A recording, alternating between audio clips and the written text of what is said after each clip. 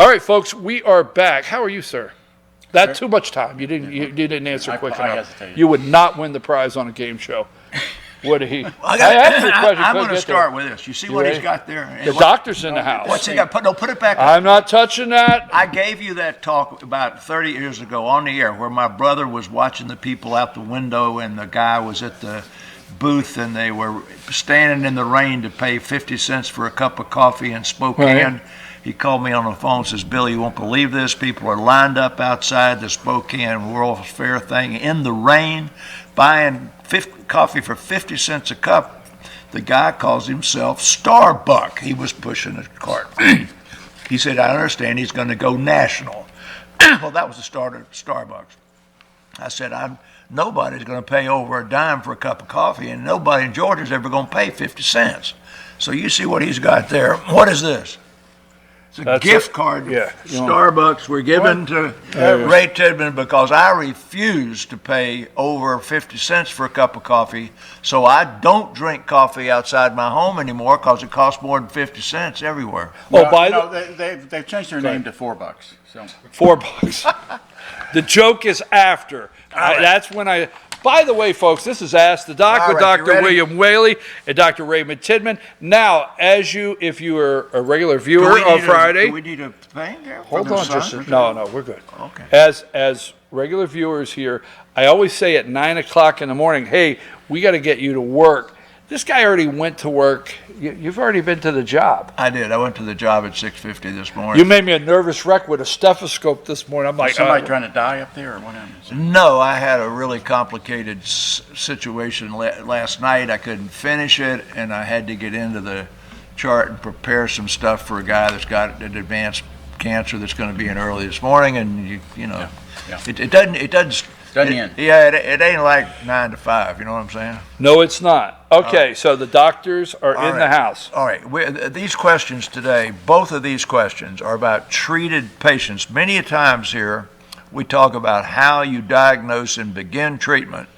When we have patients that we're talking about long-term treatment, we call that survivorship, and it's very careful to remember that. Second thing is there's a lot of primary care in the first question, because the cancer question about the first question is going to be fairly easy. So we'll begin by this first question.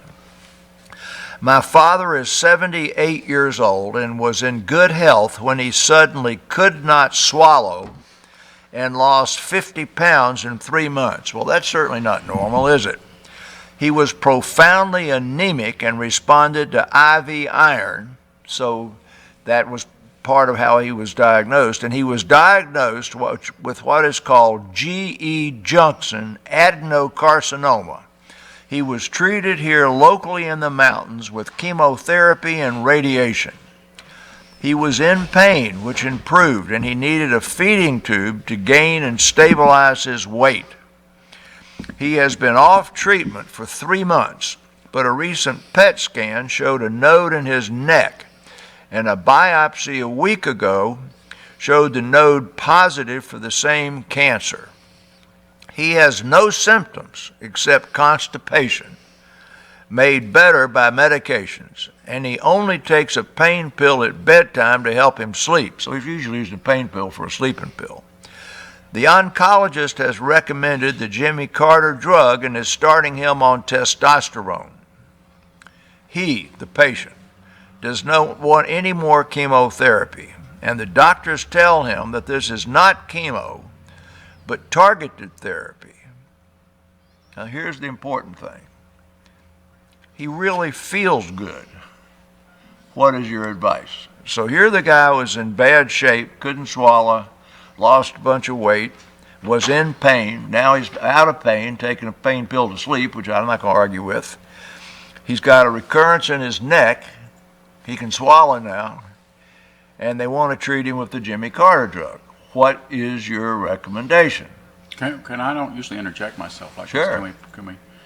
So this patient there's great medical hope and providence for him, but he's got his hand up saying, wait a minute, I don't want to take chemo. So he has an injury, or he has an emotional reaction, or he has some physical reaction going on about what went on in the past. and he's not going anywhere until that gets addressed. Yeah, except that the next thing you're getting ready to do for him is not chemo anyhow. I know, but what I'm saying that's correct. he's You have to resisting- address it. You have to address it in some fashion. Right. And that's a real barrier to him even hearing what his options are. Is say, Yes, okay, well, you're right. Tell You're me right. about what that was. Yeah, you're right. Exactly right. All right. So we're going to start. Let's see that first picture here. How do you get, and what is gastroesophageal cancer? This first picture here, Ray, is about GERD. Now, GERD is sort of an overused phenomenon. That means gastroesophageal reflux disorder. And I think all three of us at this table have been treated for gastroesophageal reflux in some fashion. Sometimes that's heartburn in the daytime. You can pull that down because we don't want people focusing on it. Sometimes that's heartburn in the daytime. Classically, it used to be when you went to bed at night after having a late meal, you would have heartburn and your gastric contents would come up in your stomach. It's frequently diagnosed in people who have laryngitis, and the ENT looks in there and says at nighttime you're not aware of it, but your stomach acid's eating up your vocal cord.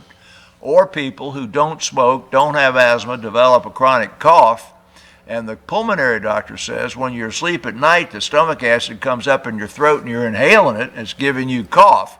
But classically, it's people complaining of heartburn. So Ray sees GERD every day because about 1 in 3 patients, but there's 4 people in this room, and I'll bet even 5 people in this room, and since the other ones are generous in size, there's no skinny people in here, they probably also have some gastroesophageal reflux symptoms. Now, show that next one.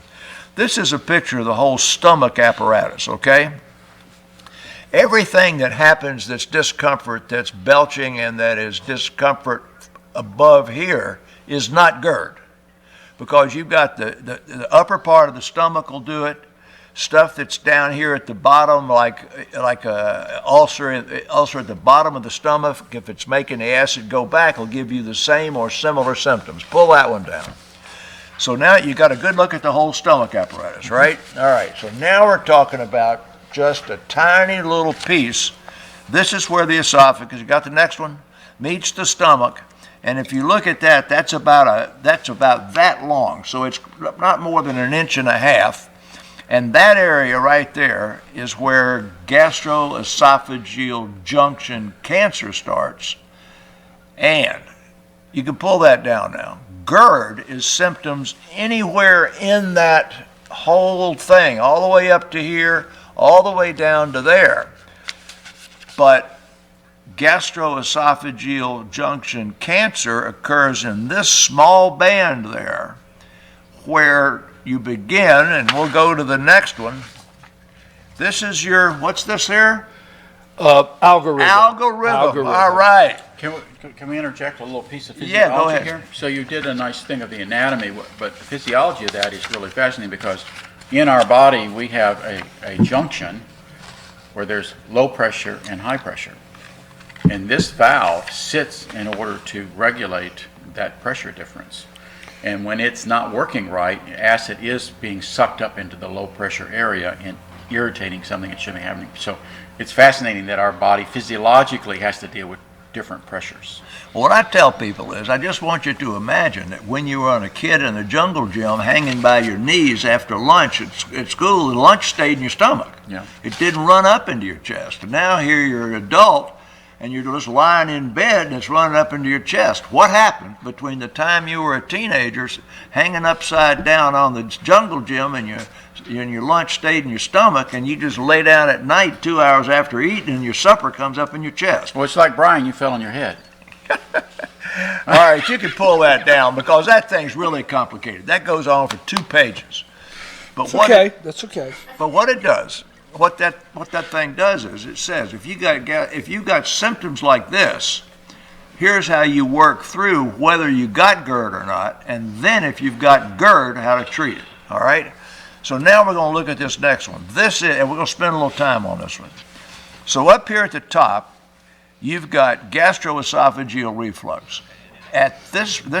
Means the stuff's going up and down your stomach. The next thing that happens in this portion of your stomach is you get metaplasia. Well, what does that mean? That's like these rough places on our head from too much sunshine. Irritation. Then the next thing it says low-grade dysplasia. That means it's gotten a little more aggressive. Then it says high-grade dysplasia. That's when the dermatologist or Ray freezes the thing off with nitrogen or gets you to rub 5-FU on it, and then the next thing's cancer. So you just think, you pull that down now. So if you just think about the evolution of sun damage on your head over decades, or tobacco on your lungs over decades, starting out as just an inflammatory process that ends up as a cancer that could kill you. How do you treat early stages of too much sun? You stay out of the sun and you put on sunscreen. How do you treat early stages of tobacco eating up your lungs? You stop smoking. How do you treat gastroesophageal reflux disorder so that it doesn't cause cancer? Well, there's nothing you can stop doing, is there? You can't stop getting in the sun. You can't stop smoking. You can only eat, right? So that's where you got to come into the complex thinking of the primary care doc, hopefully with the assistance of a GI doc he's got good relationships with. Now, there are a few other things. Put up that next one because we're not going to spend much time on this. You've heard us talk about H. pylori, which is the bacteria that causes stomach ulcers. You've heard us talk about genetic modification things. If you also are a cigarette smoker or a drinker, you're just accelerating the speed at which this happens. But this will happen to a priest or a vegetarian that is not drinking alcohol and not smoking. Pull that down. Let me emphasize, this can happen to perfectly normal, healthy, and every other way people. That's exactly what I'm saying. Very common. It's very common. Okay, so now this patient. Obviously, it's very common because there's a whole, over here at the drugstore, there's a whole section dedicated to it. That's right. You're exactly right. Oh, by the way, with the supply chain problems, there's holes in that section, right? I didn't get that. I didn't say that. Okay, now.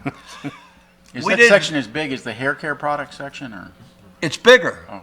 We didn't say. Now we Grecian formula. Okay, now look. We did not say what the primary care doc and the GI doc should have been doing during this whole 20-year period.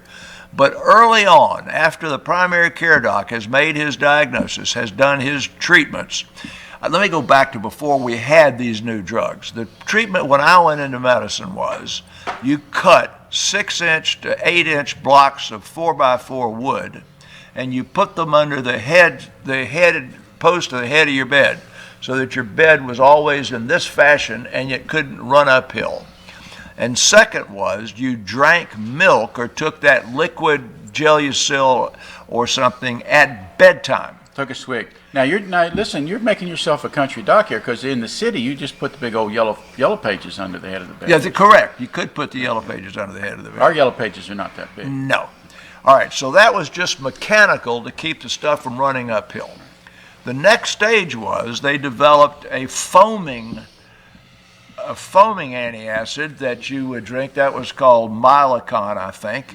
And so when you drank it at night, would foam up and move up a little bit and stop the acid from eating a hole in your stomach. Well, then they had all these boys from Georgia Tech that had these degrees, and they figured out, well, why don't we come up with a drug that'll stop the stomach from making acid? So basically, that was the next step. There were several sets of drugs, and then there's a drug to make the stomach empty it called Reglan. But basically, after all this medication, somebody's got to take a light and look down there, right? Because if we're talking about this metaplasia up here, your dermatologist looks at it and takes out that little thing and does like that. But the only way to look at this is to do an EGD. Stick a scope down there. He's got. Yeah. I'm talking country people here now. You put a light on it with an eyeball on it. Get out the big black hole. You get out a telescope. All right. Let's put up the survival curve. This patient, by definition, had 3B disease. You see this survival curve over here? That ain't so good, is it? So this, regardless of how this is treated, this disease is very rapidly progressive and quickly can do you in, all right? So now, what's that? Another big algorithm. Well, this big algorithm for people that are advanced, he was 78 years old. He had a locally advanced disease. You can pull that algorithm down. This is not any different than we've talked about bladder cancer, where we give chemoradiation therapy to preserve the bladder. It's not any different than any of the other places where there is a surgical option or a preserve the organ option. And when you've got this big a tumor that he had, to go in there and do that operation would require that you take out the entire esophagus, you take out the upper part of the stomach, and you create a new esophagus by bringing the stomach up into the chest or putting colon up in there.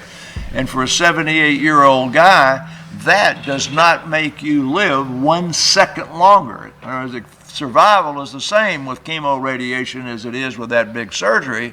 And so unless you're a pretty young guy, you would take the chemoradiation therapy, which he did. Now, he's stabilized well. Now he's got a recurrence, and that recurrence is in a lymph node. What do you do next, they say? All right, so that algorithm has got us through the original treatment.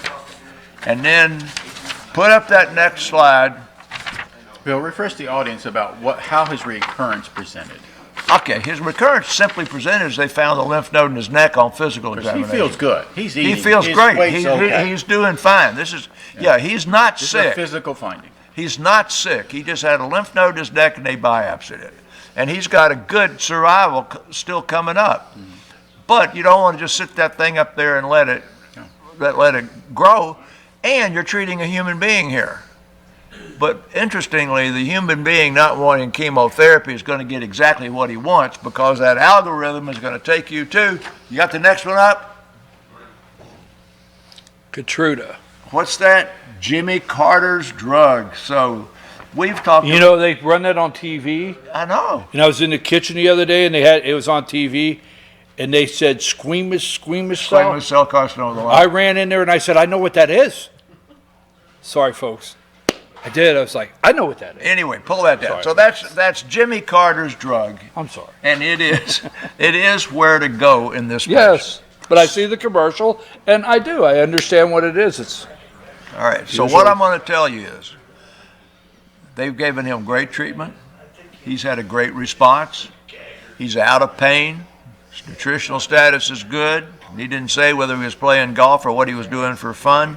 So my advice is, take Jimmy Carter's drug. Remember that 7 years ago, Jimmy Carter had cancer in his brain, liver, and his lung. He took Keytruda. He has been banging nails in the ground ever since, and I always say he is a wonderful human being, and he was a poor president. So Jimmy Carter's drug is perfect for your father. Give it to him. all right. So thank you. Georgia Cancer Specialist affiliated with Northside Hospital Cancer Center. Two things. Number one, this is called Ask the Doc. So let me ask you a question. You ever watch those old Dean Martin roasts? Oh, I love them. Do you? I love them. Okay. So like if we were doing one now, you know, like you We said. could have a lot of fun roasting. Yeah, but BKP. but like you said, drop me on my head. Yes, yeah, And I said, that's okay. Yeah. See, I was holding this. You remember back in the 70s, like Ron Popeil? Yeah. Remember those infomercials? Oh, yeah. Yes. You know, like Asthmatic. the other day I was watching one. Was that you back in the 70s that he was using that spray on hair? Yes. Was that you? Yes. Okay, so But you had to have the just showing- cardboard, you know, Yeah. you had to, I you had to remember keep that. it up. Right? He has a black. Was that you? Was Yeah, that that what was it? it. Okay, just check. Never gotten over it. But you said you liked the Dean Martin roast. We're All going right. to do one day. Second, don't gloss over this. We're going to do a My roast question's one day to here. have fun. I know we got a second question. I'm going to get in trouble. But you said heartburn a lot. That's a dumb word, isn't it? Right. But you said heartburn It's a a lot great word, today. though. So I got a real quick question. Number one, you know, I used to, years ago, have a lot of problem with heartburn. And I haven't had I have it occasionally. But in 20 years, I haven't had heartburn. And I think I know That's because why. you lost all that weight. Okay, yes, that's one reason. But second, I used to have heartburn really bad. Used to have the medicine cabinet with the 500 Tums. I loved when Prilosec came out and all these others. I was there, and I used to would drink a glass of milk and say I got to put the fire out, you know. But when is heartburn past? When do you just past keeping Tums in the truck, past going to the shelf, because there's a whole section. When is it where, like, I better go to the doctor? That's a perfectly well-timed question, because one of the things Bill and I were talking about in the green room is we now have PPIs, proton pump inhibitors, the purple pill, all this stuff that we talk about on the shelves. So you can self-manage this a lot at home. And mismanage. And in fact mismanagement, because you are covering up symptoms that could be very dangerous. So we always refer back to the primary care physician, but you should not be self-treating this indefinitely. If you go back to that algorithm, it says if you have persistent symptoms longer than 3 months, you're talking about years of symptoms, you ought to have an endoscopy. Yeah. And if that first EGD shows any of these signs of metaplasia or red or ugly, you'll have another EGD in 3 years. You'll get into a schedule. And if you have what they call Barrett's esophagus, you'll have an EGD every year. My mom will give you a Prilosec before you eat. It'd say you need to eat this because once you do, you're going to need it because it's going to set you up. Are you saying you don't like Mexican food, or does she do ads for them? No, but she'll say, "Here, you better take this because it's good." All right, question 2. All right, thank you very much. Before we get into the 13.4% this week, all right. This is a total survivorship question as well, because this is a patient that has a bad disease but has been well managed. My sister is 69 years old now, with a complex and long cancer history, beginning with 2 separate adenocarcinomas of the lung and an early stage breast cancer, all diagnosed now at the same time due to cough and chest pain in October of 2018. So in 2018, this patient had a cough and discomfort within the chest and had 2 adenocarcinomas, opposite lungs, and simultaneous early stage breast cancer.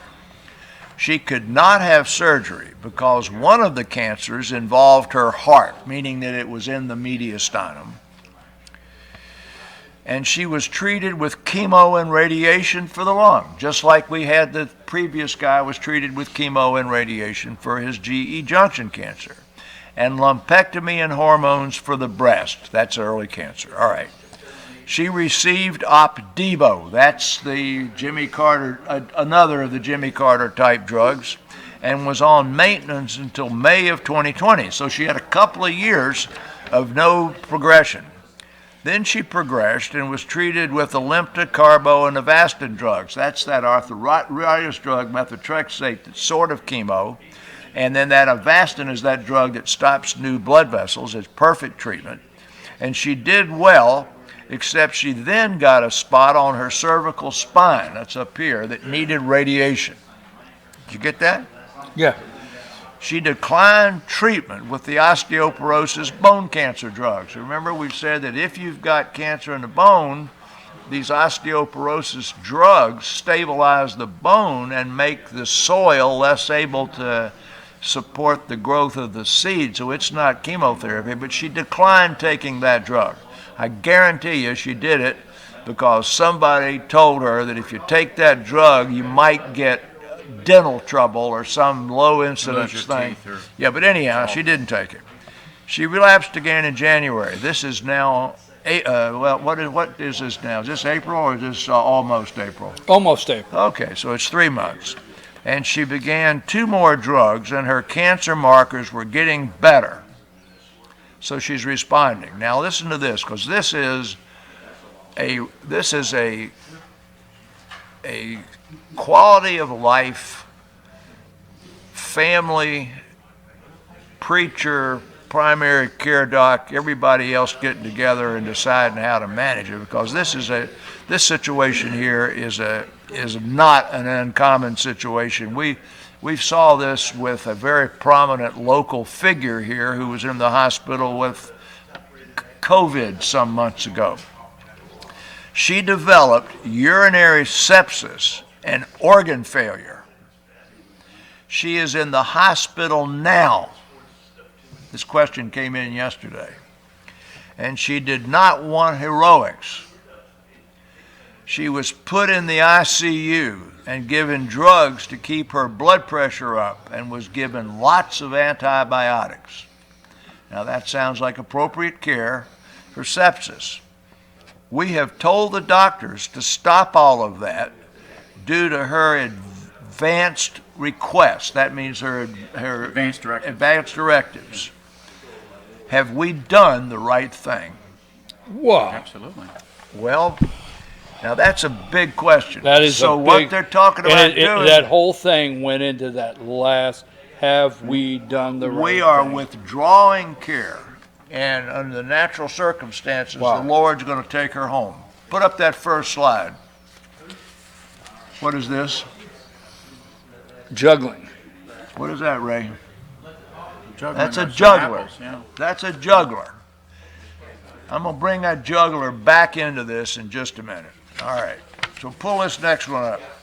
We are talking about locally advanced non-small cell lung cancer. That's the cancer she has.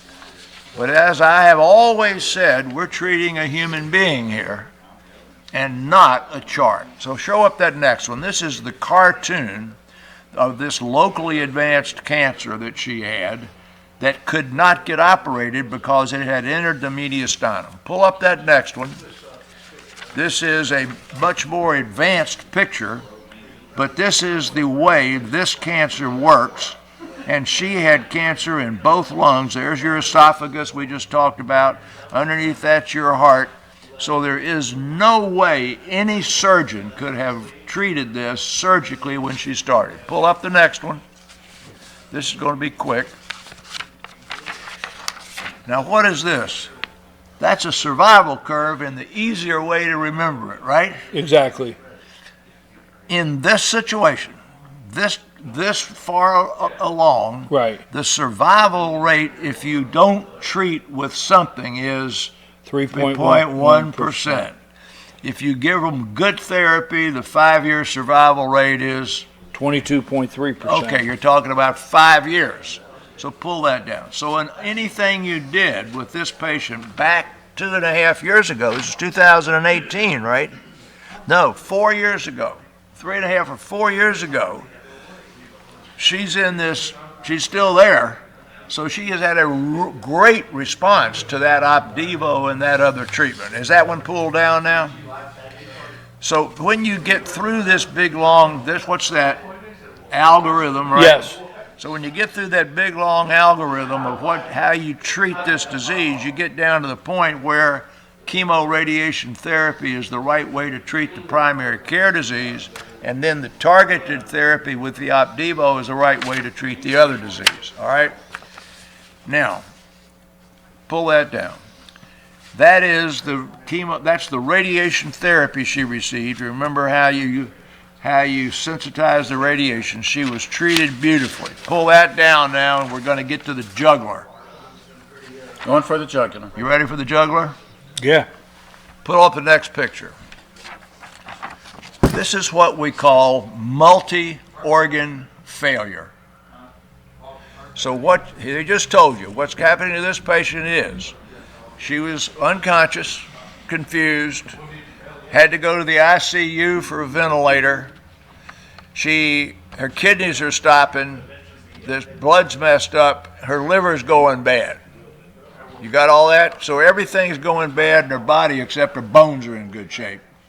And probably her arteries and veins are still in good shape, but everything else is going to pot. So pull that out of there. So we used to say you can't hardly kill a healthy 19-year-old Marine, right? He could have bad stuff, you give him some IV fluids and he gets well. So but the juggler is this. Just want you to imagine it. You go to the circus and you see that juggler. Put that juggler back up a minute. He's got an assistant. He's got those 3 balls. I don't know how many balls are up there. 5 or 6? Okay. 7. 7. So he's got 5 balls, 6 balls, 7 balls.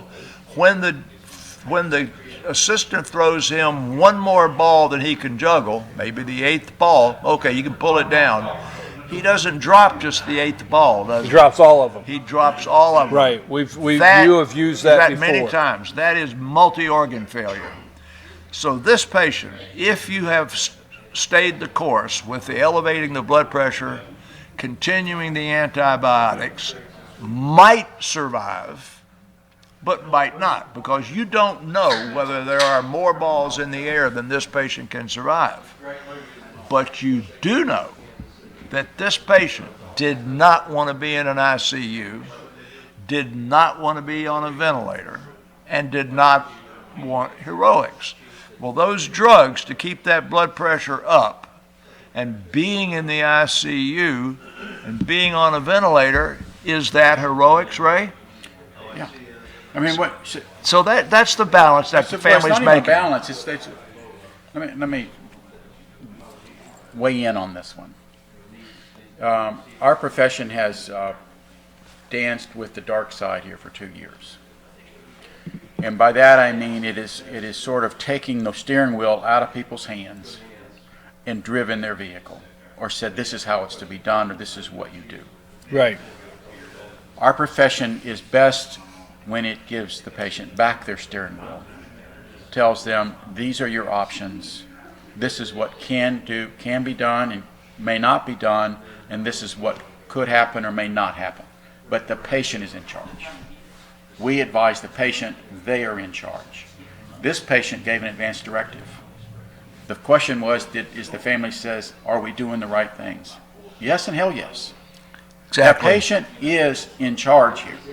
And if they say don't do it. And she's in charge unconscious. Unconscious. Because she made it in advance. It's like a will. Yeah. Right. It's like a will. So you're respecting her right to be in charge of her life and where it's going to go, because that's her being. We have no business going there, even thinking about going there. In our profession, Bill and I can keep organs alive. But Keep not a rock people. alive, I usually You keep say. a rock, I mean, that's unethical. Because if the person says, no, don't do it, you don't do it. You don't even offer it again. You say, we're done. I'm going to respect what you're saying here.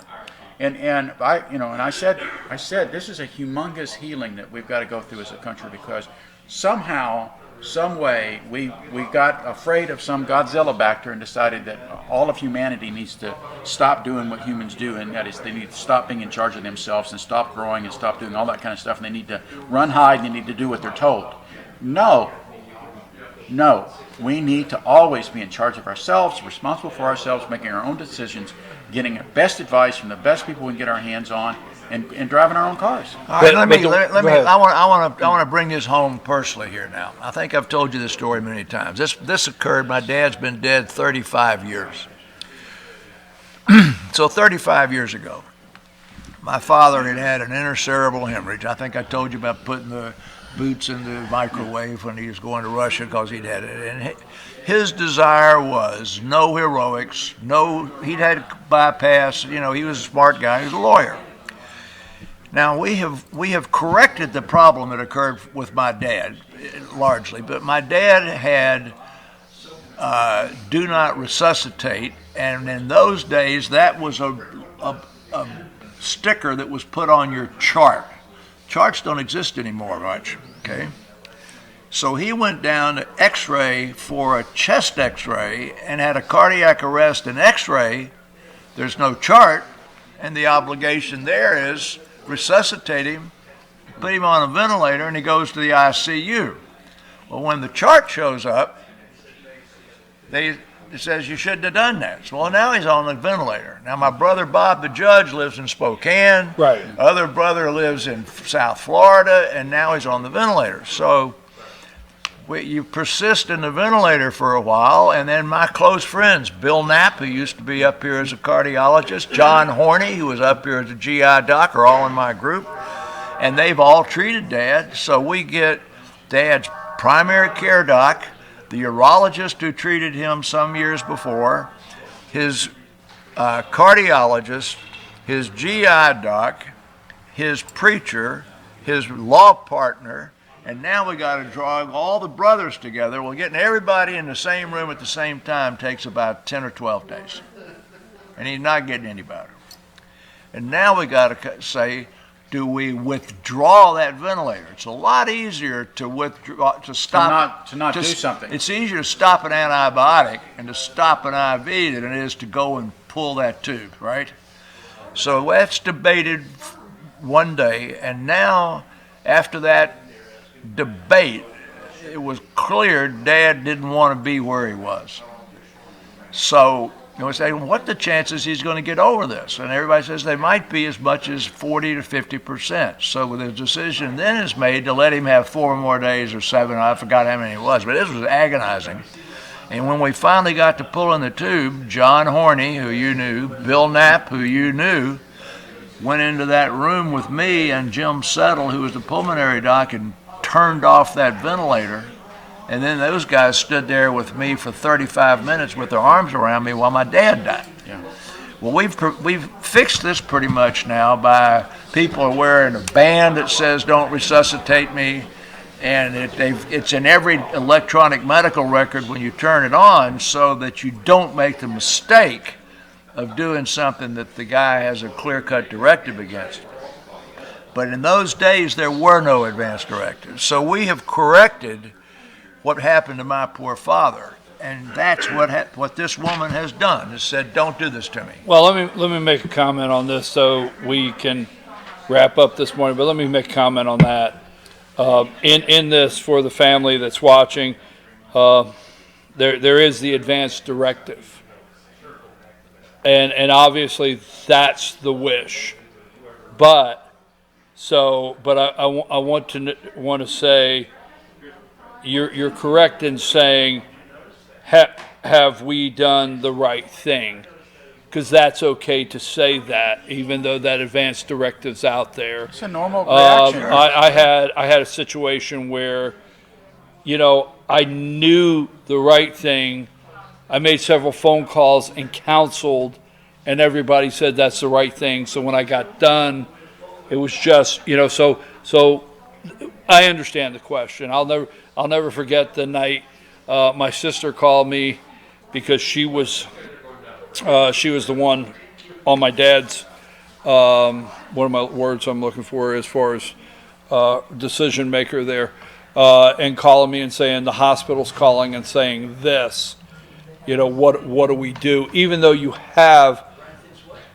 know what to do, it's still so I understand that question, and I think we all do understand that question. Your dad had the durable medical power of attorney. Right, but your sister had the durable medical power of attorney. But even though you have that, and even though you know the will, it's still, I call it natural to say, am I doing the right thing? Well, I will tell you. Even at that day. Do you understand what I'm saying? Even in that situation, though, families usually do what you did. I mean, they ask somebody. They may get together with the preacher or generally the primary care doc, the preacher. Right. And then if there's a business partner, the business partner, and then the family. And then they say, this is what she wanted or he wanted.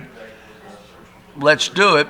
But are we doing the right thing? I think they ask that 100% of the time. 100% of the time, but I agree with everything you said. Yeah. I understand what you said. You fall back on them, being respectful of the individual. And the process you're talking about is a part of the healthy psychology of families, that we are talking this out. Thank you for saying it that way. Because it's important for them to come. This is the healthy part of the psychological thing that they're going through, and I agree with you. So anyway, both of these were difficult questions because both of them have had good care, both of them have had a good survival, and that's a survival. If you're going, something can, if you got advanced cancer and both of these were advanced and you respond well, you aren't going to respond forever. And that's the lesson. Green room is full. Okay, we got to get you back to work. We do. But I know you have something else. I wanted to say, first of all, I'm not going to pull up the number, but the number for positive tests this week is 12.3. It was 15 last week. But there's 0 deaths and 0 active cases from Fannin County in the past 7 days. Okay. And what that really means is that this new O2BM, which is circulating now, isn't making anybody sick. So the test numbers are the same, but nobody's going in the hospital and nobody's dying.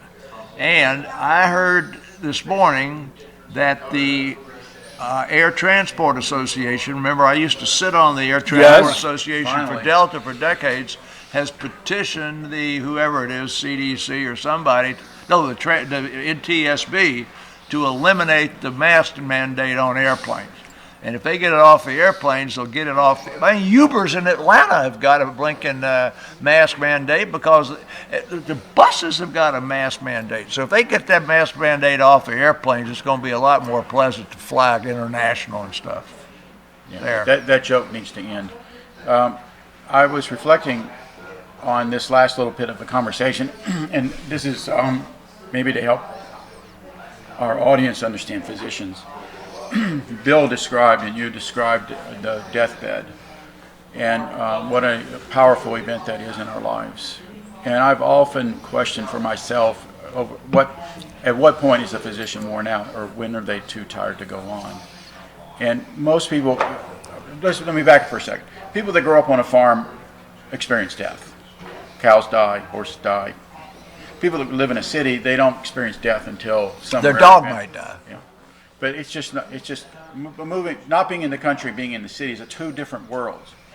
For Bill and I in our profession over our decades, the number of people that we have been present with at the time of death is immense. Mm-hmm. And it carries a humongous load. And sometimes you can just be driving by and you can say, well, that's Mr. Smith's house, and I used to take care of him. And he was a great guy. So you kind of carry some of this sadness inside of all of these wonderful salt of the earth souls that you've been around, that you were there when they moved on. And it's a really quite powerful spiritual experience. You know, my sister called me, and we got to go. My sister called me, and obviously it was an upsetting time, and she had just got off the phone with the hospital. We won't go into this. At this time, we can't go to the hospital, COVID, okay? So we can't go. We won't go there. But anyhow, it wasn't insensitive. My sister asked me, and where's where I'm going because you guys are going to understand this. And my sister asked me, she said, can you call the hospital and talk to the doctor? And I said, yeah, let me do this. You relax a minute. Let me do this. So I called the hospital, and it was not insensitive. And the doctor just said very calmly to me, said, Mr. Pritchard, your dad is dying. And it wasn't insensitive, didn't have a tone, but it was very facts. It was very clear, soft, but direct. You know, because we were facing decisions. Okay, let's try this. But there's that time when you just have to say that, right? Okay. You got anything else? I don't want to take this moment and say, oh, by the way, do you have a joke? I know you. I'm good. We have sunshine, and we have springtime, and this is the place to be. You told your joke in the opening, so there you go. Did. Okay, all right, we'll go with that. And we're going to do a Dean Martin now, roast. If I come will in you with, make a with commitment on air? If I come in with the fake hair next week, you're going to let me on the set? Will you make a commitment on air if I set it up and we get Rick and Bruce and a bunch of us that you'll do a roast? Sure. Yeah. Got it. I got him in on that. Donate you want blood. in on that, or you want to stay? Donate blood. No, I'm the dignified one. Donate blood and certified. Yeah, dignified. We're going to end on that note. Hey, thank you very much, Georgia Cancer Specialist, Northside Hospital Cancer Institute. We appreciate you very much. We're going to go to a break. They are over there discussing world events. We'll have them in here with you right after these messages.